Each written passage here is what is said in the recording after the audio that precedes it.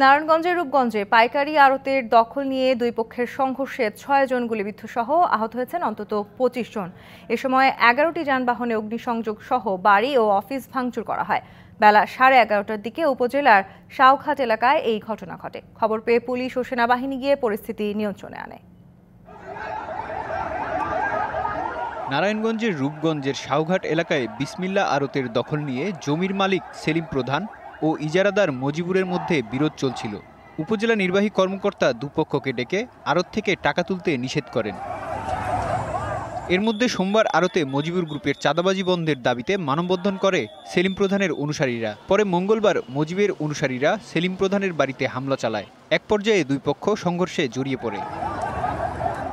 এতে পুরো এলাকা রণক্ষেত্রে পরিণত হয়। ৬ জন গুলিবিদ্ধ সহ অন্তত ২৫ জন আহত হন। পুড়িয়ে দেয়া হয় ১০টি মোটরসাইকেল, একটি প্রাইভেট কার ও একটি অফিস।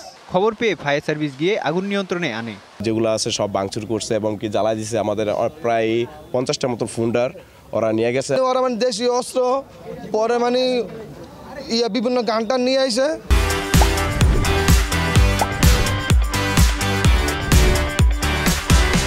মানে আমাদের হামলা করছে।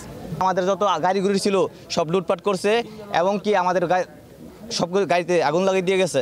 ঘটনাস্থল থেকে ১১টি গুলির খোসা ও একটি তাজা ককটেল সহ বিভিন্ন আলামত জব্দ করে আইনশৃঙ্খলা রক্ষাকারী বাহিনী। অগ্নিসংযোগের যে বিষয়টা, এটা অবশ্যই দুঃখজনক। দেশে একটা বিশেষ অবস্থা চলছে, এই অবস্থায় এই সমস্ত বিষয় একেবারেই গ্রহণযোগ্য না। যেই করুক, যারা এই ঘটনায় জড়িত থাকুক, আমরা অবশ্যই তাদের বিরুদ্ধে আইনগত ব্যবস্থা গ্রহণ করব। ঘটনা তদন্ত করে জড়িতদের গ্রেপ্তার সহ ব্যবস্থা নেওয়ার কথা জানান উপজেলা নির্বাহী কর্মকর্তা।